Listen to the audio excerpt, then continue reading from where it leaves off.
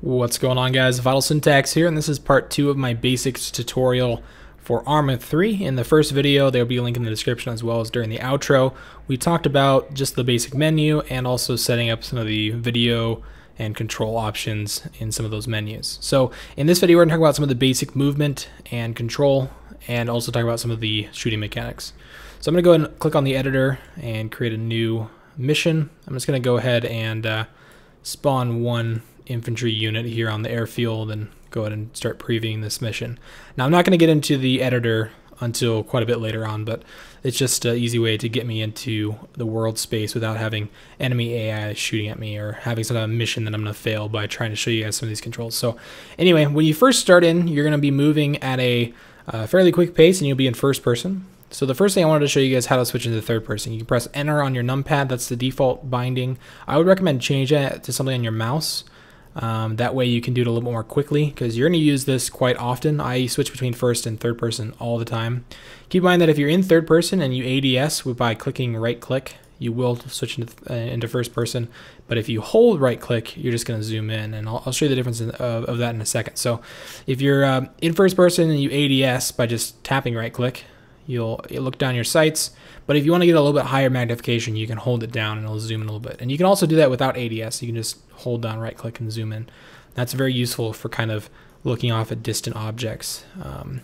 There's also a lot of options you can use for gadgets, and one of those gadgets is the binoculars. I don't think I have that equipped as a soldier right now, but by default I can press B, that bring up the binoculars and allow me to zoom in on objects as well. There's a lot of other gadgets like compasses and watches and GPS units and stuff like that, and I'll get to that in a different video. So anyway, let's talk about some of the movement controls. So by default you'll be moving at a fairly quick pace, and if you press C, you'll switch to a tactical pace. So this will actually raise your weapon and you'll be more ready for combat. This is really useful if you're in an interior area or if you know there's going to be hostiles close by. You'll move a little bit more slowly, but you'll be able to fire from the hip right away, whereas with this you have to raise your gun and then you can fire. So it's a little bit nice to have it always raised if you want it like that. Now let's also talk about some of the stances. So obviously you have standing, got crouch and prone, the three basic ones. Now I'm going to switch into third person so you can see this a little better. But on top of that, you can also hold control. I recommend doing that with your pinky, and you can use one of the direction keys, WASD, to change your stance in very small intervals. So I'm going to use W and S to go up and down. So I can press W, and you can see I actually look or stand up a little more straight, and I can look over objects that are maybe at eye level. I can also press S and start going down a little bit farther into crouch, farther on down to a butt position, and into prone. There's also one after prone. So this allows you to control your stance in very small intervals. So it's really useful. So say for example I'm crouched and I'm behind a sandbag, for example, and I want to pop up over the cover without completely standing up. I could in a sense just hold control, and then if I press W, you can see I can peek up a little bit more, and I can go back down, really allowing you to control how much of your body is exposed. On top of that, you can also use control in combination with A or D, left or right, to peek around corners. So I'm going to press A, and you can see my guy, he'll actually switch the rifle to his other shoulder. And I can also do that to the right. And I'll show you what that looks like in first person as well. On top of being able to do the minute controls and change your stance, you can also at any time lean by holding E or Q. So I'm going to hold E here and Q, and I'll show you what that looks like in third person as well. So you can actually use this in combination with the stance changing. So I'm going to hold control and lean to the right, and then I'm also going to hold E, and you can see I lean pretty far off there to the right, allowing me to shoot around corners pretty effectively. Now I'm also going to lean to the left and hold Q, and you can see I can bend around that corner pretty effectively as well. And you don't have to be, you can be in any stance to use the Q and E. You can even be ADS and using the Q and E, so that's quite useful as well. All right, now you might have seen me moving my camera around a couple times. It's really useful in third person if you want to show off your character like this. Or if you're in first person and you want to get a more better look at your surroundings without changing your direction. So if you're moving in one direction and you want to look off to your right or look behind you or even look off to your left or above you, you just need to hold Alt. And I'd recommend using your thumb for that. So I can look off to the right here while my character's moving forward, look off to the left, look down at my rifle, look behind me, you look up in the sky. You can basically move your camera in any direction. It's really useful for, being aware of your surroundings without having to like start doing a strafe maneuver. I'll show you what that looks like in third person. So I could do it, I could do this type of thing where I just keep circling my character and moving.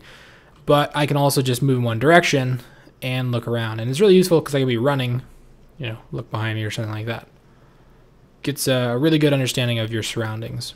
And I use that all the time. It's very, very useful. Now, you can also use this in combination with ADS. So let's look down my sight. And if I hold Alt, you'll notice that it's not going to move my head separately, but what it does is a little bit different. So you can see I'm limited. I can only look to the right that far and to the left that far. And the reason they're doing that is because normally if I looked to the right without holding Alt that far, you can see my my iron sights will bob up and down right about there. It's kind of hard to see. It's very small movement. It's really hard to show you guys unless I was viewing another character do it. But if I move to the right like this, you can see my leg moving, right? My front leg. So essentially what holding Alt while you're looking down your sights does is it will prevent your body from moving. The only thing that's moving here, and the only thing anybody's going to see move is my rifle and my arms. And that's really useful. So let's say I was taking cover. Obviously, this is not a good position to take cover. And I only wanted to move my hands here so that my silhouette or my body is very, camouflaged. And let's say I was in a bush. Let's move into a little bit more grass here. Let's say this little thing is a bush. If I wanted to stay hidden to the best of my ability, I can hold Alt while I'm ADS, and the only thing that's going to move is my arms and my rifle. That way I'm not doing, this type of thing. That's going to be a lot more obvious to other players that see you. And movement really is one of the key things that gives your position away, so that can be kind of useful. I don't use it all too much, but it can be kind of useful in some situations. Now I'm also going to show you some of the basic inventory system in this video. So one of the things you'll use quite often is your scroll wheel. So you just scroll wheel with your mouse. If you don't have a scroll wheel, you might have to rebind that in your settings, and it's going to give you a bunch of options depending on your context. So right now I'm using an assault rifle here. It's the XM 6.5, and I can scroll wheel to switch to my P07, I think, 9mm pistol here. Pretty cool gun, and I can use that, switch back and forth, switch back to my assault rifle. You also use it for a lot of other things like entering and getting out of vehicles, opening doors, scroll wheel, open door. I can see I can go inside this interior area. So there's a lot of uses for using the scroll wheel. Resupplying, looking through inventory, a lot of things that you'll use it for. Now speaking of inventory, let's show you some of the basic inventory items. So one of the things that a lot of people do when they're new to Arma is they'll press G for gear to open up their items. Now let's see what happens when I press G. Nope, that's not what I wanted. That threw a grenade. So they have changed that by default. You can change it back to whatever you want, but by default G is grenade, and I for inventory is your inventory system. And the inventory system is very, very improved on from Arma 3, or much better than Arma 2. They did a lot to simplify it and streamline it, and it works way better. It's not glitchy at all. But they have changed a couple things that can be confusing. So you'll see I have up here 3 different items that can hold other items. So for example, I have my clothing, my carrying package on me, and I can also have a package or a backpack right here. And you can put items into any of these. So I'm going to go ahead and put some items onto the ground here. And you'll see those items show up here on the ground. Now to pick these items up, I wanted to scroll wheel and say inventory, and I want to click on where I want to put them. So I'm going to put them into my carrying unit and go ahead and drag those on, or I can also just right click to move them in quickly. Now they also have an attachment system. You can see my primary rifle here as well as my secondary. You can get attachments for both, and you can drag and drop attachments off, like my sight. You'll see it disappears. That'll switch my rifle over into an iron sight option if I want that. So you can customize your weapons to your liking with different things that you find around the world. And you also have some first aid kits here. It's kind of hard to show you that in this video. Here, I guess I can throw a grenade. Hopefully that won't kill me. Yep, so I took some damage. You'll get that little star indicator on your screen. That means you're damaged or you're wounded. Now I do have in my inventory first aid kits. And the way you want to use those is just scroll wheel and say treat self. So he goes into a little bit of an animation, and that will bandage your wounds and patch you up a bit. It's not going to bring you to full health. You'll need a medic in your squad to do that. But it will bring you to a more, playable health amount.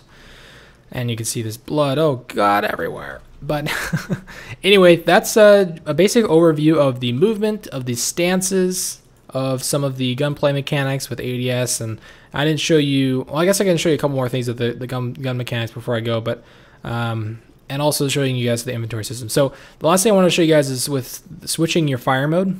So let's go ahead and go prone here.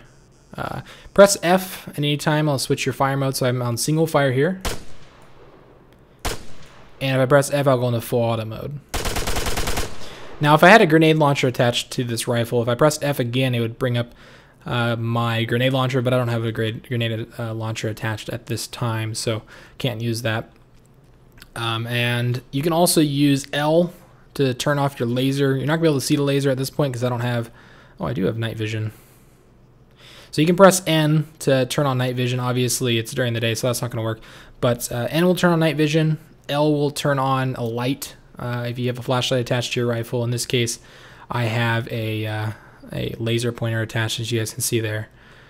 So I'll turn that on and off, which can actually be really useful. If you have night vision on, you can see that infrared laser, wherever you're pointing. If you have a squad with night vision goggles, you can kind of see where everybody's aiming at. So anyway, that wraps up part 2 of my basic overview. This one was obviously quite a bit longer, and in the next videos, I'm actually going to be getting into some of the different scenarios and missions that come with the game, and talk about some of the squad mechanics, things like controlling formation, things like calling in support actions like artillery or close air support. And then later on we'll get into multiplayer as well as the editor. There's so much to talk about, so this might take a while to go through all this stuff, but hopefully you guys enjoyed it and found it informative and helpful. If you did, feel free to leave a like or a favorite or share it with any other newbies to Arma, and I'll see you guys in the next video. Thanks for watching.